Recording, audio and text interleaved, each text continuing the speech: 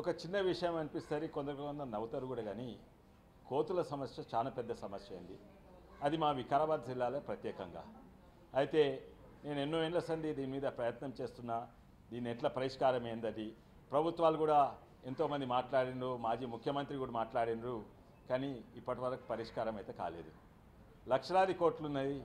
కానీ నేను ఒక ఆర్టీఐ పెట్టిన ప్రిన్సిపల్ కన్జర్వేటర్ ఫారెస్ట్కు ఆర్టీఐ పెట్టిన ఏంటంటే 2001 ఇప్పటి వరకు 2014 నుంచి 2021 వరకు ఎన్ని కోతులు పట్టినరు. ఎందుకంటే పెద్ద సమస్య అయింది. నేను కాదు, మంత్రులు కూడా మాట్లాడి, ముఖ్యమంత్రి కూడా మాట్లాడినప్పుడు పరిష్కారం ఎన్ని కోతులు పట్టిందంటే వాళ్ళు ఆర్టీఐకి సమాధానం ఏమి ఇచ్చిందంటే ఇప్పటి వరకు మొత్తం తెలంగాణలో మేము కేవలము 700 కోతులు పట్టినాము, 389 కోతులనే స్టెరిలైజ్ చేసి ఇడిచిపెట్టామని. అది పరిష్కారమా లక్షలాది కోట్లు ఉంటే?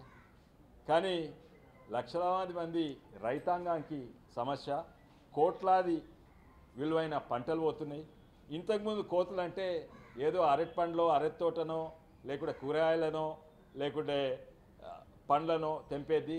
కానీ ఈ నడుమ కోతులు వరి చేన్లను, తినరాని పత్తి పిండెలను కూడా నమిలి పారేస్తున్నాయి, ప్రతి పంటను నాశనం చేస్తున్నాయి. అయితే ఇది చాలా సీరియస్ ఇష్యూ. మా వికారాబాద్ జిల్లా అనుకుంటే ఢిల్లీకి వచ్చినాక మా మిత్రులను, ఎంపీ మిత్రులను అడిగితే జమ్మూలో కూడా ఉన్నది, బీహార్లో కూడా ఉన్నది, యూపీలు ఉన్నది, ప్రతి రాష్ట్రం ఎంతో అంటున్నది.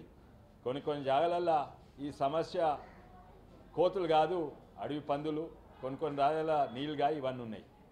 అయితే దీనికి నేషనల్ పాలసీ ఉండాలి, రాష్ట్ర పాలసీ ఉండాలి. రాష్ట్రాలు ఇంతకుముందు ఒక రాష్ట్రం ఓ తీరే చేస్తుండే, ఇంకో రాష్ట్రం ఇంకో తీరే చేస్తుండే. దీనికో పాలసీ చక్కగా లేదు. ఉదాహరణగా నేను చెప్పినట్టు ఇంతకుముందు ఫారెస్ట్ డిపార్ట్మెంట్ 700 కోట్లను బట్టి 300 స్టెరిలైజ్ చేసింది. కానీ నేను ఆర్టీఐ పెడితే వాళ్ళు ఏం సమాధానం ఇచ్చిందంటే ఈ మా పరిధిలో రాదు, ఫారెస్ట్ డిపార్ట్మెంట్ పట్టణాలకు లేకుంటే పొలాలకు అది ప్రైవేట్ భూములు అయితే ఫారెస్ట్ డిపార్ట్మెంట్ అక్కడ అడుగు పెట్టదు. అయితే ఫారెస్ట్ డిపార్ట్మెంట్ పరిధి కిందికి రాదు. మళ్ళీ అగ్రికల్చర్ కిందికి వస్తుందా అంటే దాని పరిధికి రాదు. యానిమల్ హస్బెండరీ కిందికి వస్తా అంటే దాని పరిధి కాదు. అయితే నేను ఇవాళ ఈ ఇష్యూ పార్లమెంట్లో 0 అవర్ల ఎక్కువ సమయం ఉండదు, కానీ వివరంగా మాట్లాడినా 2-3 మంత్రులతోటి, కానీ ముఖ్యంగా ఎంపీలందరితో మాట్లాడితే అంతటా కూడా ఇదే సమస్య. దీనికి ఒక నోడల్ మినిస్ట్రీ కావాలి అండ్ దీనికి ఒక నేషనల్ గైడ్లైన్స్ ఉండాలి. అదే గైడ్లైన్స్ ప్రతి రాష్ట్రం పాటించాలని నేను కోరినాను. చాలామంది అప్రిషియేట్ చేశారు. కానీ ఇది ఎప్పుడైతుందో కానీ అంతవరకు సొల్యూషన్ ఏంది, అంతవరకు కూడా మేము సొల్యూషన్.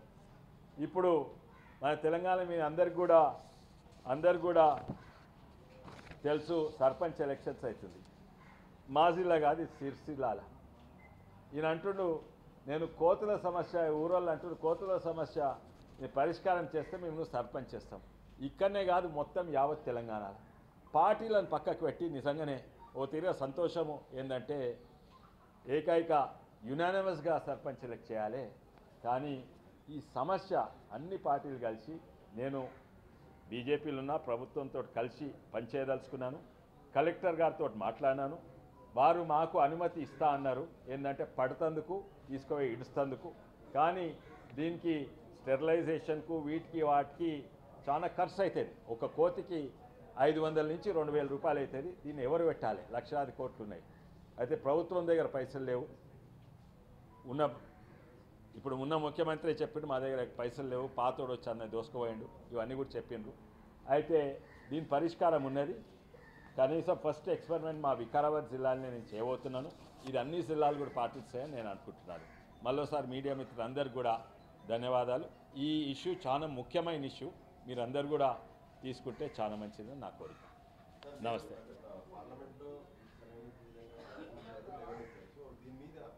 సెంట్రల్ గవర్నమెంట్ ఇంకా ప్రెజర్ చేసేందుకు ఏమైనా ప్రయత్నం చేస్తున్నారు? మీరు అన్నట్టు ఏ శాఖ కిందకి వస్తుందో అర్థం కావట్లేదు. ఇప్పుడు అక్కడ పోతే ఫారెస్ట్ అంటున్నారు, ఇక్కడికి వస్తే ప్రైవేట్ అంటున్నారు, ఎంతమంది ఇబ్బంది పడుతున్నారు కదా.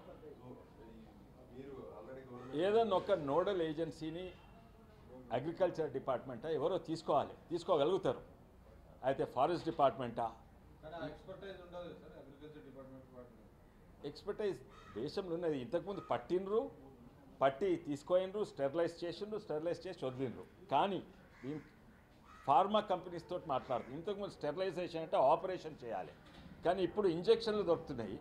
కానీ ఇంకా మంచిది ఏంటంటే మేము ఫార్మా కంపెనీస్ కూడా, మా ఎన్జిఓ ఉన్నది, ఫార్మా కంపెనీస్ తోటి కూడా మాట్లాడుతున్నాం. ఏంటంటే కోతులకు తిండి వేస్తే ఆ తిండి తింటే ఆ తిండిలో మందు ఉంటుంది, అవి ఖుద్ స్టెరిలైజ్ అవుతాయి.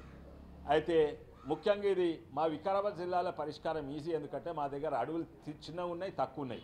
మేము తీసుకుపోయి ఎక్కడనో అడవులు ఇడిచి పెడితే ఆ పరిష్కారం అది మళ్ళీ కోతులు రావు. కానీ నిర్మల్ అనుకో, ఆదిలాబాద్లో మా మిత్రులు ఉన్నారు, గొడ్డం నాగేష్ గారితో మాట్లాడినా, వీళ్ళందరితో మాట్లాడితే మా దగ్గర కోతులను తీసుకొని అడవులు ఇడిచి పెడితే మళ్ళీ వస్తాయి.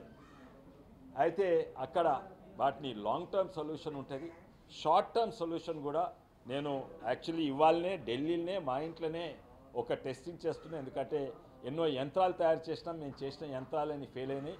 ఇప్పుడు ఇంకోటి కొనుక్కొచ్చినాము, అది అల్ట్రాసానిక్ అంట, అల్ట్రాసానిక్ వేవ్స్ ఇడుస్తా అంట, అవి కోతులకి ఏం పడితే పారిపోతాయంట. ఇవాళనే ఎక్స్పెరిమెంట్ చేస్తే ఇప్పుడు ఇంటికి పోయి అది ఇవాళనే వచ్చింది, అది సక్సెస్ అయితే మీ అందరిని అక్కడ కూడా పిలుస్తాను. కానీ అది ముఖ్యంగా అది షార్ట్ డిస్టెన్సే పనిచేస్తుంది, పొలాలకు అది పనిచేయదు. ఎందుకంటే 20 ఫీట్లో 30 ఫీట్లో ఓ ఇంట్లలో పనిచేస్తుంది, కానీ ఊర్లలో ఇంట్లోకి కూడా వస్తున్నాయి. కానీ పొలాలు ఎకరాలు వేలాది ఎకరాల పొలాలలో అది కష్టమని నేను అనుకుంటున్నాను. ఉన్నదండి. అయితే 2001లో దీన్ని ఎండేంజర్డ్ స్పీసీస్ నుంచి తీసేసిండ్రు ప్రభుత్వం. అయితే దీన్ని పట్టుకొని స్టెరిలైజ్ చేయవచ్చు. అట్లే అడవి పందులను వర్మిన్గా డిక్లేర్ చేసిండ్రు.